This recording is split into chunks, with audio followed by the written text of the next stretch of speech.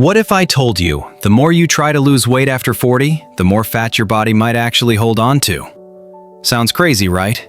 But I've seen it over and over again in my clinic. Hardworking men and women in their 40s, 50s, even 60s, skipping meals, cutting carbs, doing everything right, and still gaining weight, especially around the belly. Let me tell you about one patient, a 56-year-old man walking 10,000 steps a day for 6 months. He gave up bread, sugar, and even his beloved Sunday pancakes. And yet, his waistline kept growing. Worse, his energy crashed by 2 p.m. daily, and his doctor just told him to eat less. Here's the truth no one's telling you. It's not about how much you eat. It's about how often your body is stuck in fat storage mode. And that mode? It's controlled by a hormone called insulin. In this video, I'm going to show you why traditional weight loss advice can backfire after 40, what ketosis really means. Spoiler, it's not just a trendy diet. And how you can finally flip the switch from storing fat to burning it, naturally, gently, and without extreme diets. And once you understand how insulin works, it's like turning on the light in a room you've been stumbling through for years. So let's dive in. The real problem isn't your willpower, it's insulin. Let's get one thing clear right away. You're not failing. Your body is trying to protect you. If you're over 40 and struggling to lose weight, especially around your belly, it's not because you're lazy or weak. It's not because you're eating too much or not exercising enough. I know you've heard that message before. I know you've blamed yourself. But the truth is far more interesting and more hopeful. Let me introduce you to the real problem: insulin. Now don't worry, this isn't a biology lecture. Think of insulin like your body's traffic cop for energy. When you eat, especially carbohydrates or sugar, your blood sugar rises. In response, insulin comes out to shuttle that sugar out of your blood and into your cells. Sounds helpful, right? And it is. But here's where things go wrong. If your insulin levels are constantly high, your body can't access its fat stores. That means no matter how little you eat or how much you walk, your body refuses to burn fat. It's stuck in fat storage mode. Now here's the kicker. This happens decades before your doctor ever tells you you have prediabetes or insulin resistance. You could have perfect blood sugar readings, but if your insulin is slightly elevated most of the day, your fat-burning switch is off. Take Susan, one of my patients. She's 53, works in education, and has been trying to lose 20 pounds for years. She skipped breakfast because someone told her that eating less helps. Lunch was a quick salad, and dinner was usually light, sometimes just soup. She walked almost every day, but the weight stayed. More frustrating, her energy dipped every afternoon, and she often felt foggy, irritable, and bloated. When we tested her insulin levels, they were high. Not dangerously high, but enough to keep her body locked in storage mode. Once we shifted her meals to lower her insulin, not by starving, but by spacing meals and focusing on real food, her energy returned. The bloating disappeared, and in 6 weeks, she lost 8 pounds without feeling deprived. Here's the big lesson. Your metabolism doesn't respond to calories, but to hormones, and insulin is the master switch. After 40, your insulin response becomes more sensitive with shifting hormones, less muscle mass, and more stress. That means what worked in your 30s, like eating low-fat snacks or skipping meals, can completely backfire now. And the best part? You don't have to cut everything or punish yourself. When you work with your body, not against it, you'll see results faster and with less effort than you think. So if you've been blaming yourself for years, it's time to let that go. Your willpower was never the problem. Now that you understand what's holding your metabolism back, let's talk about the state that flips the switch and puts your body back into fat-burning mode: ketosis. And it's probably not what you think. Ketosis isn't a diet, it's a metabolic state. Now, let's bust one of the biggest misconceptions in the weight loss world. Ketosis is not a diet, it's a metabolic state. You may have heard about the keto diet on social media: plates of bacon, cheese, bulletproof coffee, and absolutely no carbs. And yes, some people do follow a rigorous version of keto like that, but that's not what I'm here to promote. What truly matters, especially for your health after 40, is not the label of the diet, but what's happening inside your body. Ketosis is a natural process that flips on when your insulin levels drop low enough for your body to burn fat for energy. It's the state your body enters when it says, okay, glucose is low, let's tap into the fat stores now. When that happens, your liver converts fat from your plate or your belly into potent little molecules called ketones. These ketones don't just burn clean, they fuel your brain, reduce inflammation, and activate healing pathways throughout your body that are mostly dormant in today's sugar-fueled world. Let me give you a visual. Imagine your body has two fuel tanks. The first tank is sugar and carbs. Your body always reaches for this. It's quick energy, like kindling on a fire. But this tank is small. Once it's empty and insulin levels drop, your body finally unlocks the second tank, fat. That's when you shift into ketosis. The flame becomes steadier, cleaner, longer lasting. You're no longer chasing snacks to get through the day. Your energy becomes stable, your brain clearer, and your body finally starts healing from the inside out. I had a patient, Mark, 62, retired military. He was skeptical at first. "I'm too old to start burning fat," he said. But once he began gently lowering his carb intake and spacing out his meals, nothing extreme, he noticed something within days. His brain fog lifted. He no longer needed his afternoon coffee, and his blood pressure, which had been stubborn for years, finally started to drop. He didn't count macros or eat perfect keto, but he entered ketosis often enough to change his health trajectory. Here's what I want you to remember. Ketosis isn't an all-or-nothing club. It's a powerful switch your body is already designed to use. The more time you spend in this state, even a few times per week, the more you give your metabolism a chance to reset, repair, and finally let go of stubborn fat. The exciting part is that you don't have to eat bacon all day to get there. There are flexible, realistic ways to enter ketosis, even if you love fruits, vegetables, and carbs in moderation. So let's dive into how to get into ketosis without going full keto, especially for busy adults over 40 who want results without restriction. You can get into ketosis without going full keto. Here's the good news that surprises a lot of people. You don't have to follow a strict ketogenic diet to get into ketosis. In fact, for many people over 40, the more flexible and sustainable your approach, the better your long-term results. Ketosis isn't about eating bacon at every meal or never touching a piece of fruit again. It's about helping your body lower insulin enough, just long enough, to flip into fat-burning mode. And you can absolutely do that without going full keto. Let's start with something simple: meal timing. One of the easiest ways to lower insulin naturally is to stop eating every few hours. You see, your insulin goes up every time you eat, especially carbohydrates. And for most of us, we're grazing from morning till bedtime.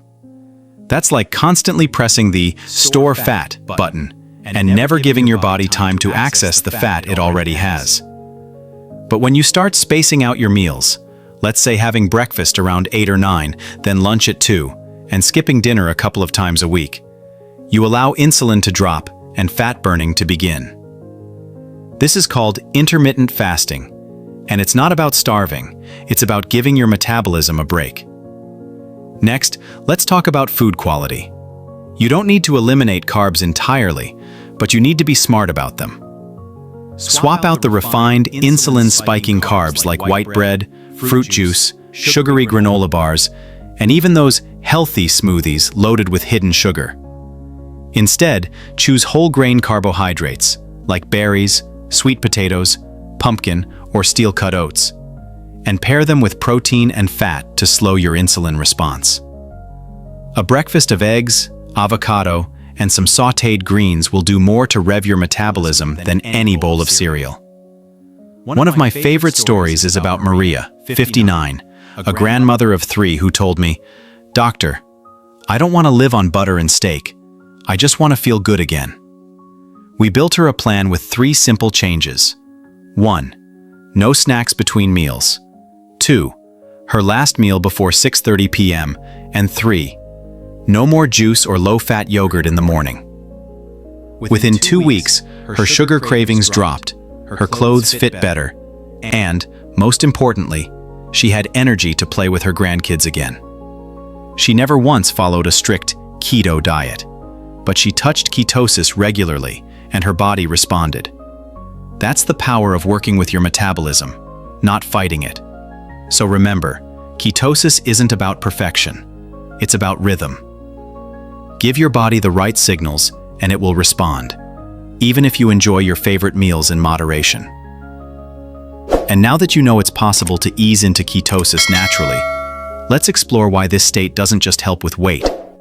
It can transform the way your brain feels and functions every single day. What ketosis does for the brain, not just the belly. When most people hear the word ketosis, they think about weight loss. And yes, burning fat is a big part of the story. But many don't realize that ketosis's most powerful effects often happen above the neck. I'm talking about your brain, your focus, mood, clarity, and memory. For people over 40, these shifts are not just lovely, they can be life-changing. It uses about 20% of your daily energy, even though it only makes up about 2% of your body weight. Usually, that energy comes from glucose. But here's the thing. As we age, especially after age 40, the brain becomes less efficient at using glucose for fuel. That's why you might feel tired in the afternoon or have trouble concentrating during long conversations. Now this is where ketones come in. When you enter ketosis, your liver produces ketones and your brain eats them like a gourmet meal. Ketones are a cleaner, more stable source of energy than glucose. They reduce inflammation, protect your neurons, and even promote the growth of new brain cells. In short, your brain loves ketosis. Let me share a story. A patient named Greg, 60, came to me after retiring early. He wasn't overweight, but he was concerned about his memory. I'd walk into a room and forget why I was there, he told me. We made some minor adjustments, cutting out sugary breakfast cereals, shortening our meal times, and adding healthy fats like olive oil and eggs. Within 3 weeks, he told me, I feel like someone lifted the fog. He wasn't chasing words anymore. He could focus throughout the day without caffeine. It wasn't magic, it was metabolic healing. His brain finally running on clean fuel. And it's not just about memory. Many people in ketosis describe feeling emotionally steadier, less anxious, and less reactive. Why? Ketones don't just fuel the brain. They also influence neurotransmitters like GABA, which help you feel calm and focused. It's like your brain finally can handle stress without tipping into overwhelm. This is one of the most overlooked benefits of intermittent ketosis, especially for people in midlife and beyond. While everyone's chasing abs and weight loss, the real gift may be a sharper, calmer, more resilient mind. And the best part? You don't need to wait months to notice it. Many people feel the shift in just days. So if you've been feeling scattered, forgetful, or just not quite yourself lately, it may not be age, it might just be fuel. And the right fuel can change everything. Now that we've seen how ketosis can help your brain work better, not just your body, let's talk about one condition that's quietly affecting millions, and how ketosis may hold the key. ADHD, obesity, and the hidden food-brain connection. Here's something you might not expect to hear from a doctor. Your attention, focus, and emotions might be connected to what's on your plate. In recent years, we've learned something powerful. Your brain and belly are in constant conversation, and food plays a much bigger role than we ever imagined. Especially when it comes to conditions like ADHD and obesity, the connection is more profound than behavior or willpower. It's biological. Let's start with a surprising statistic. Children with obesity are twice as likely to be diagnosed with ADHD.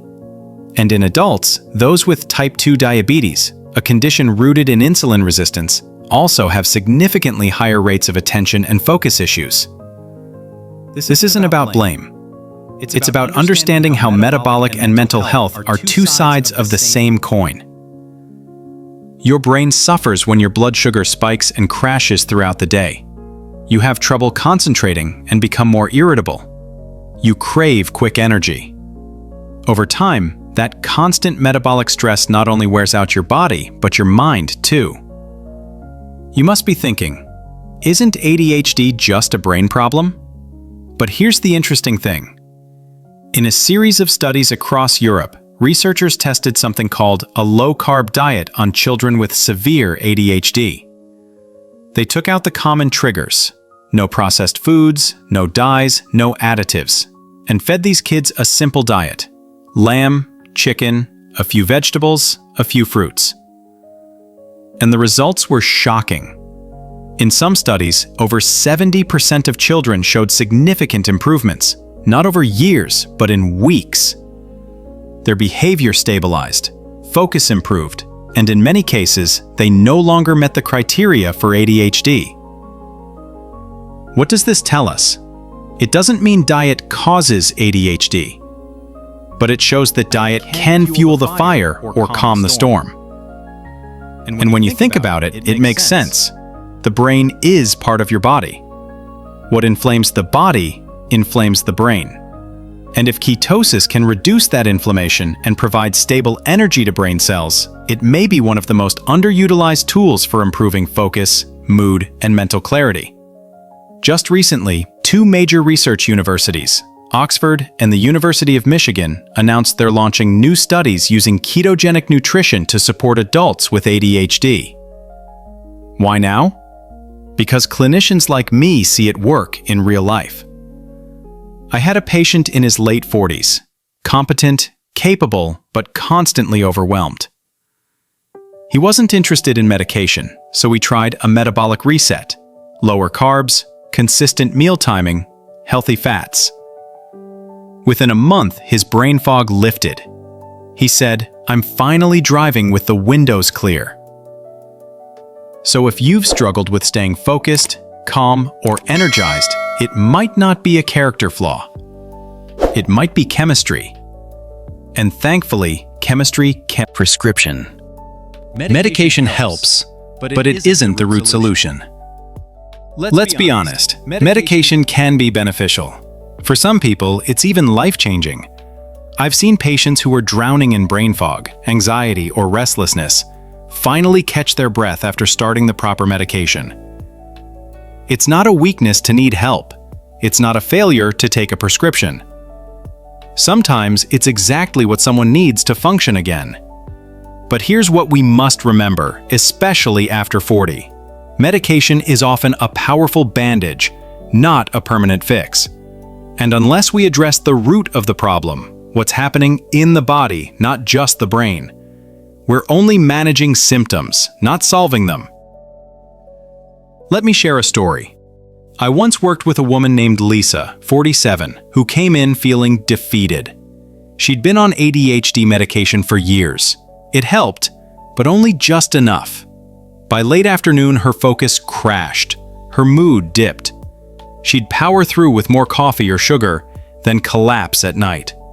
"I thought this was just how life feels after 40, she said. But when we looked deeper, we found something else. Her blood sugar was spiking and crashing all day. Her sleep was poor. Her meals were mostly carbs with very little protein or fat.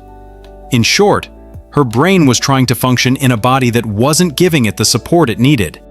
We created a plan that prioritized nutrient-dense foods, stable meal timing, and gentle movement. She stayed on her medication, but something changed. "It feels like the meds are working now," she told me 2 weeks in. "Like I'm finally meeting them halfway." That's the key insight I want you to take away. Medication works best when the body works with it, not against it. If your brain is constantly inflamed, your gut is imbalanced, your insulin is spiking all day, how can any pill truly help you thrive? It might mask the worst symptoms, but it can't create health.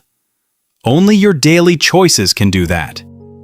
Of course, there are cases where medication is essential, especially for severe ADHD, mood disorders, or when someone is in crisis. But even then, the most effective long-term care plans include lifestyle changes.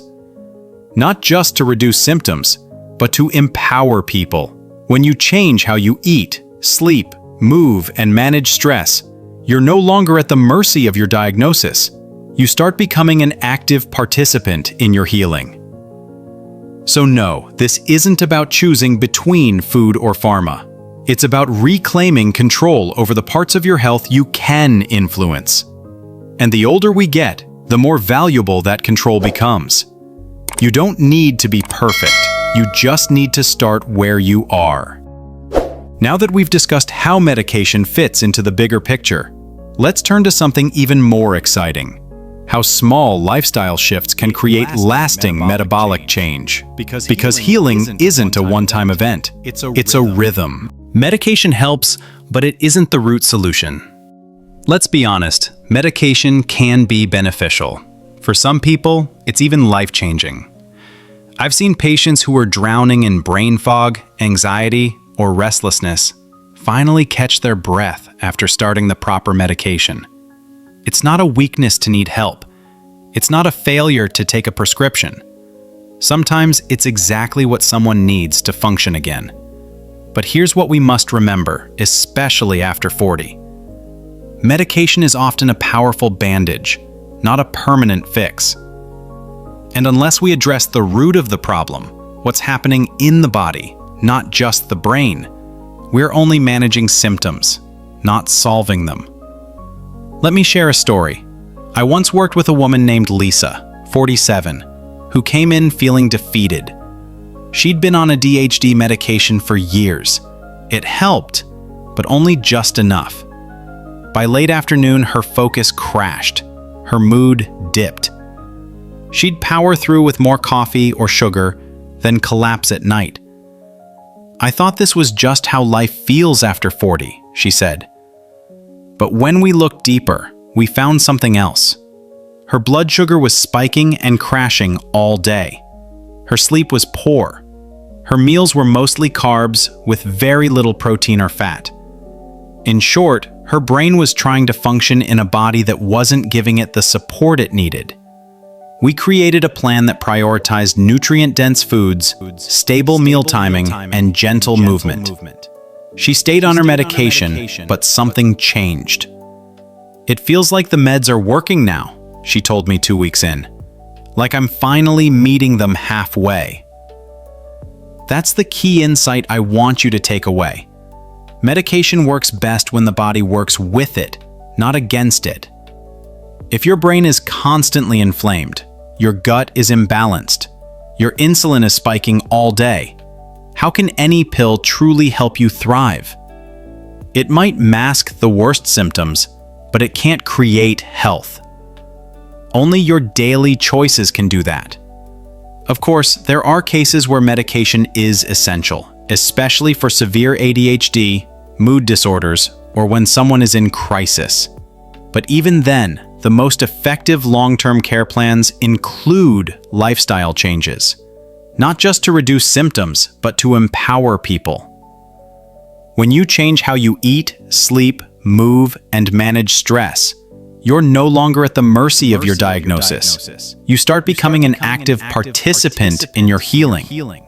So no, this isn't about choosing between food or pharma. It's about reclaiming control over the parts of your health you can influence. And the older we get, the more valuable that control becomes. You don't need to be perfect. You just need to start where you are. Now that we've discussed how medication fits into the bigger picture, let's turn to something even more exciting: how small lifestyle shifts can create. Final message: don't just treat symptoms. Reclaim control. If there's one message I hope stays with you after everything we've discussed, it's this: you are not broken. Your body isn't failing, it's responding. The fatigue, the weight gain, the brain fog, the cravings, they're not random. They're signals. And the beauty of that truth is this: if your body can respond in one direction, it can respond in the other too. Healing is possible. You just need to give it the proper signal. For years, many of us have been taught to treat symptoms. Can't sleep? Take a pill. Gaining weight? Cut calories. Low energy? More coffee. However, as seen throughout this video, those approaches often miss the root cause. They manage the surface but leave the engine running on empty. Especially after 40, when hormones shift, stress accumulates, and resilience changes, we can't afford to chase short-term fixes anymore. We need something more profound. That something deeper starts with how we see ourselves. Not as a list of problems to be solved, but as a whole person. Mind, body, and metabolism, working in harmony. I've had the privilege of walking with many people through this shift. One of them, Teresa, was 61 when we first met. She had joint pain, high blood pressure, and felt like she was slowly losing herself. She'd tried everything: weight loss plans, medications, supplements, but nothing lasted.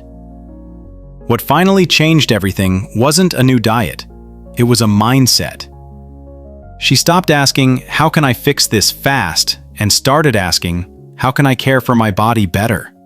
From that place, she began simple changes: spacing out meals, adding healthy fats, walking daily, and cutting late-night snacks. It didn't happen overnight, but within 3 months, her inflammation was down, her waist was smaller, and she felt hopeful for the first time in years. Not because she was perfect, but because she was in control.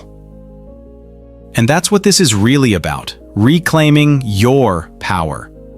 Not through willpower or guilt, but through understanding, rhythm, and self-respect. You don't need to overhaul your life in a weekend. Just start with one change. Maybe today it's eating dinner earlier. Maybe tomorrow it's skipping that sugary snack between meals. Small hinges swing big doors, and your metabolism is listening. So instead of treating symptoms individually, what if you focused on building a lifestyle that prevents them in the first place? What if your body isn't the enemy, but your greatest ally, waiting for clear direction? If this message resonates with you, don't keep it to yourself. Try one slight shift starting tomorrow, and notice how your body responds when you stop fighting it and start working with it. And if you're wondering whether insulin resistance could be the hidden... Thanks for being here. Your health is the foundation for everything you do. Protect it. If you found value in today's video, tap like, share it with someone who needs encouragement, and subscribe for more.